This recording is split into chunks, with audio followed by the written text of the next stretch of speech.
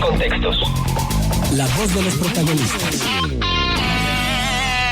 Tenemos el gusto de recibir en el estudio a Lorenzo Lazo Margain. Su currículum es amplio, nada más le puedo decir que él estudió economía en el ITAM, es director general de Alemán Velasco y Asociados SC, miembro del Consejo Consultivo de México, Cumbre de Negocios, tiene una vasta experiencia profesional en el sector público y ha desempeñado diferentes responsabilidades también en el sector privado, tiene actividades académicas y de investigación, un montón de cursos y de publicaciones. No nos vamos a detener mucho en el detalle porque si no nos acabamos el tiempo y vale la pena que ustedes puedan escuchar a Lorenzo Lazo Margain, que hoy nos visita porque estará dando por ahí una conferencia cuyo tema es las repercusiones para México en dado caso que Donald Trump llegara a la presidencia de Estados Unidos. Bienvenido. Buenos días, gracias por estar con nosotros. Muy buenos días, Marcela, buenos días al auditorio y gracias al Grupo GREN por invitarnos, al Instituto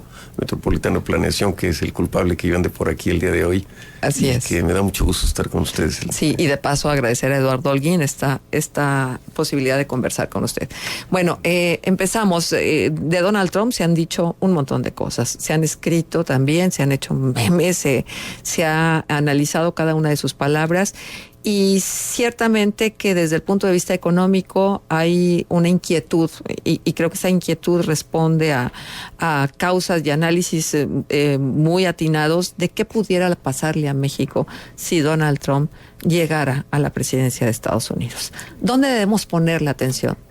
Yo creo que hay que poner la atención en los escenarios y en las opciones, pero también hay que tener prudencia, Marcela, en virtud de que no se debe sobredimensionar el tema hasta que no tengamos muy claramente las definiciones de lo que puede pasar en Estados Unidos. Hay un viejo adagio que dice, muchos males han causado cosas que no han sucedido.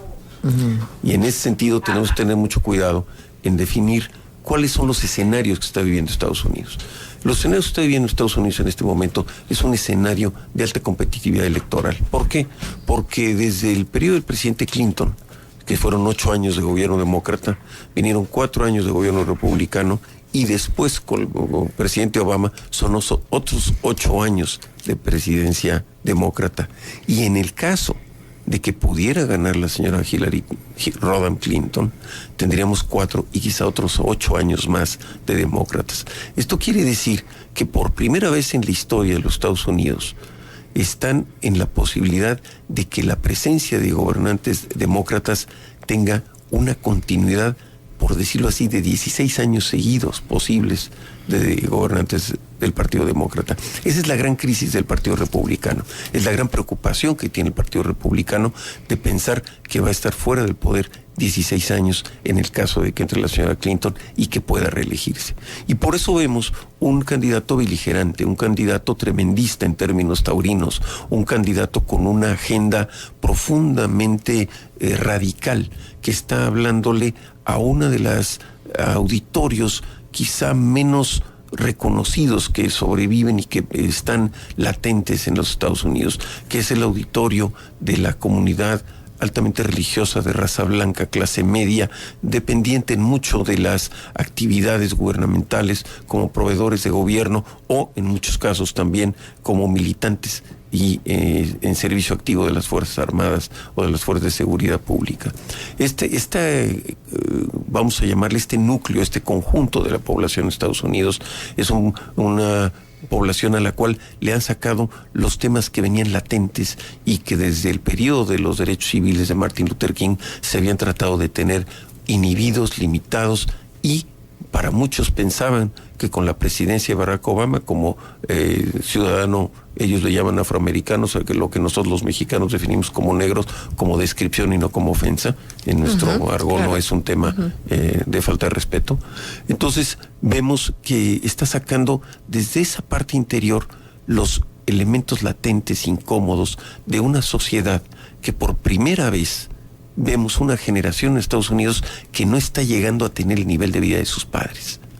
Una sociedad que se encuentra avasallada quizá por la competitividad de las comunidades migrantes en términos de oportunidades laborales, en términos de desarrollo y en términos de formación nueva de capital.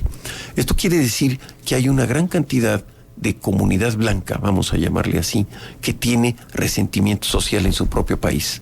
Y ese resentimiento social es un resentimiento religioso, es un resentimiento étnico y es un resentimiento de nacionalidad. Y vemos al señor Trump sacando ese tipo de trapos privados al público. Yo creo que el gran problema del señor Trump es el daño no que le está haciendo a México en este instante, que lo hay, sino el daño que le ha hecho irreversible a la estabilidad y a la cohesión social de los Estados Unidos. El señor Trump ha hecho una fractura social, racial, muy clara, muy amplia y muy trascendente en términos de cómo no solamente él habla, sino el tema grave, y esta quizá es una excepción muy personal, y yo le pido disculpas al público si sienten que mi comentario es muy poderoso, pero yo estoy sintiendo el mismo problema que vivió Berlín en 1939, cuando una persona levantaba el brazo pensando que tenía supremacía racial, y el señor se llamaba Adolf Hitler. Pero el problema no fue él. Lo grave es que había un 30, un 40% de la población de ese país que levantaba el brazo y creía esas ideas, esas propuestas. Yo veo en Estados Unidos esa preocupación, una preocupación de supremacía racial, una preocupación donde entre más radical y más extremo es el señor Trump, más hostil y más eufórica es la población que lo respalda. Y esa es la parte que a mí me preocupa, independientemente del resultado electoral. Independientemente del resultado electoral, ¿esto se quedará ahí? Definitivamente. ¿Y qué sigue en esta historia de división y en esta historia de fanatismos, de extremos? En todo país, en toda comunidad, en toda sociedad, cuando se establece una división, una fractura, una confrontación, pues esta es una herencia que le queda a quien tenga que conducir en adelante el quehacer. Entonces, yo siento que el señor Trump está haciendo muchas cosas muy bien pensadas, pero en el caso de no ganar, le está dejando un campo minado a la estructura de decisión y de cohesión social de los Estados Unidos. Está dejando una huella y una herida que trasciende fronteras y que afecta a más de 1.500 millones de habitantes de religión musulmana que no son hostiles y que no son antagónicos a Estados Unidos. Pero muy bien pensada para sus fines y propósitos muy particulares, no para el país. Definitivamente vemos una gran definición entre el carácter personal del señor Trump y su proyecto político. Aquí lo que estamos viendo es una situación de una personalidad muy nueva en el quehacer político estadounidense, una caída enorme de la calidad del debate político que ha bajado a niveles de vergüenza en términos de definiciones ya pues poco decentes de lo que se ha venido tocando en el debate estadounidense. Pero finalmente yo creo que la parte más importante en este momento es la definición de cuando llegue la convención republicana y el señor Trump sea reconocido ya como candidato republicano, no como el candidato Trump, sino el candidato del partido. Y en ese momento son muchos más los elementos de control, de jerarquía, de estructura, de principios y de prioridades que el partido tratará de imponerle al candidato, a un candidato rebelde, a un candidato que se autodefine como valioso por ser impredecible y en este sentido altamente peligroso en términos de decisión política. Evidentemente para los extranjeros, pues no somos estadounidenses, no compartimos ese sistema de valores, no estamos en una cultura en donde al ganador se le aplaude y al perdedor se le vitupera, se le ofende. Al contrario, nosotros en México tenemos una situación muy cándida respecto al que pierde y muy crítica respecto al que gana. Somos en ese sentido inversos. Ahí quizá vale la pena, Marcela, comentar con el público un libro que me gusta mucho que se llama Moral Politics. Es un libro que analiza el contenido del discurso estadounidense en función de sus manejos. En todo discurso hay una estructura de juicio moral permanente. Y si uno ve los juicios morales de los mensajes del señor Trump, él está diciendo yo estoy bien y los demás están mal. Y si uno analiza el comentario de lo que está haciendo, el que está mal es él, porque está haciendo un análisis y un comentario excluyente, racista, xenófobo y en mucho económicamente no viable. Habla de una situación de cambios a los impuestos, a las tarifas, al déficit y al presupuesto, que ya puesto en una ecuación no cuadra. Bien. La recomposición del Servicio Exterior Mexicano en Estados Unidos es una muestra de la preocupación del país frente a un momento como el que está viviendo la Unión Americana. Definitivamente es una prerrogativa del gobierno mexicano y es una ventaja, es una cualidad y es un derecho que tiene el presidente de la República en nombrar y remover libremente a sus colaboradores, en este caso los embajadores. El cambio de embajador representa también pues un perfil interesante, porque el embajador actual es un embajador que tiene una gran trayectoria consular, y la función consular, como bien sabemos, pues es la que está con el pie a tierra, conociendo los problemas del día a día de nuestros connacionales en Estados Unidos. Entonces sí estamos viendo un planteamiento que va a tener mucho que ver con la red de grupos nacionales, de grupos de migrantes, de grupos de México estadounidenses afines a México, y que están buscando evidentemente que se establezca una definición muy clara del problema migratorio, una definición en que es importante, porque estamos viendo que en este momento se habla mucho de derechos humanos, se habla mucho de las fallas de derechos humanos de muchos países, se critica en el caso de México derechos humanos, pero yo no he visto un caso de denuncia de derechos humanos, del maltrato, de la falta de documentos, de la falta de respeto a las condiciones humanitarias de hombres y mujeres, jóvenes y familias que viven en Estados Unidos sin papeles, sin servicio médico, sin estructuras formales de pertenencia en un sistema laboral, y que pues es una causa realmente de un abuso, por decirlo así, humanitario contra 10, 15, 20 millones de extranjeros migrantes ilegales en Estados Unidos, muchos de ellos de origen mexicano.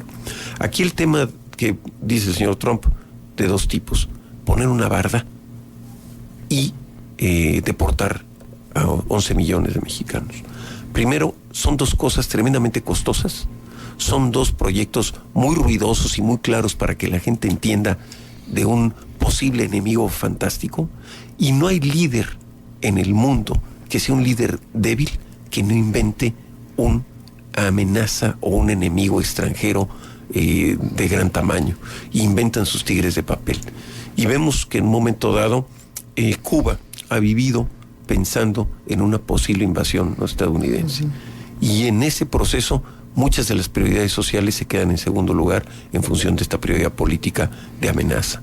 El señor Bush, hijo, tuvo la amenaza del tema de las Torres Gemelas y construyó una amenaza externa del mundo árabe, y con eso estableció sus prioridades políticas. De la misma manera, hoy el señor Trump inventa un enemigo que no es enemigo, pero inventa en ese enemigo el símbolo de donde él quiere tener los elementos de manejo. Definitivamente económicamente es inviable el costo de la barda fronteriza. Lo pague quien lo pague, va a ser inútil. Y segundo, el hecho de que deporten a 11 millones de personas, el costo, el impacto y la dislocación de los mercados laborales y de las estructuras productivas en Estados Unidos, pues va a tener que medirse muy bien, porque no se puede hacer de golpe, ni allá, porque afecta de manera muy grave a los vacíos que se dejan, y en su consecuencia, pues México tendrá también que pensar que si llegara a suceder, tendríamos dos momentos: un momento muy grave de llegada y de asimilación, pero tendremos un gran momento. Y yo quisiera dejar esta idea en el público. En el momento que el señor Trump, si llegara a la presidencia, tuviera una actitud hostil para México, el momento de México va a ser muy importante. Y más que ser un país avasallado y ofendido, vamos a tener que ser un país de pie, con dignidad, con pantalones largos y con una confrontación de unidad nacional que no podemos aceptar que nadie nos avasalle. Ciertamente, pero ¿qué sucede, por ejemplo, cuando somos tan dependientes y sabemos que el segundo recurso más importante que viene del exterior son las remesas? El señor Trump tiene que saber, y lo conoce, que lo primero que necesita él en su campaña es dinero. Ese dinero viene de los patrocinios de las grandes empresas. Cada centavo que se gasta en cualquier parte del mundo en una empresa estadounidense, parte de esa utilidad va a sus accionistas, y esos accionistas distribuyen, de acuerdo a sus intereses, esas utilidades a favor de patrocinar al candidato de su elección. Así que todo mexicano que consume un producto estadounidense parte de ese producto va a patrocinar la campaña de la señora Clinton o quizá también la campaña del señor Trump. Entonces el señor Trump no puede estarse peleando con quien le patrocina, sobre todo si las capacidades de rentabilidad que tiene México como ventaja económica para esas empresas, pues el capital no tiene ideología. Y en este sentido el señor Trump se va a encontrar con un muro, pero el muro no va a ser en la frontera, el muro se lo va a encontrar en Wall Street. Ahí sí está la verdadera pared económica con la que se va a confrontar. Ahora, si pisáramos en el terreno de las suposiciones y con base en lo que usted comentaba hace unos momentos, ¿el discurso del precandidato Trump cambiaría con el discurso del candidato republicano por cuestiones electorales y para poder atraer al electorado latino, y luego ya, en caso de que el voto lo favoreciera, volvería el presidente Trump a la misma actitud del precandidato Trump? En ningún país, y México incluido, es obligatorio que las promesas de campaña se conviertan en decisiones de gobierno. Y es muy claro los tres momentos que se plantean. Una cosa es el candidato Trump, que es el enfant terrible, que aparece siendo una especie de Tom Sawyer de la política. Y digo Tom Sawyer porque hay un pasaje muy bonito de Tom Sawyer en donde lo regañan y lo ponen a pintar una barda. ¿Y qué hace Tom Sawyer? Pone a sus amigos a pintar y les cobra por esa actividad que para él era castigo, pero para los chavos fue diversión. Bueno, en ese sentido, él está vendiéndole a la comunidad estadounidense bajo costo este cuento de la barda, ¿no?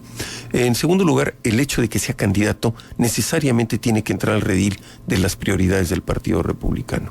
Ya por eso se fue con la Asociación Nacional del Rifle. Ya por eso se fue con ciertos grupos evangélicos radicales muy, muy marcados en términos religiosos, que son profundamente republicanos. Y en el momento que sea candidato va a tener que tener un proyecto económico muy distinto.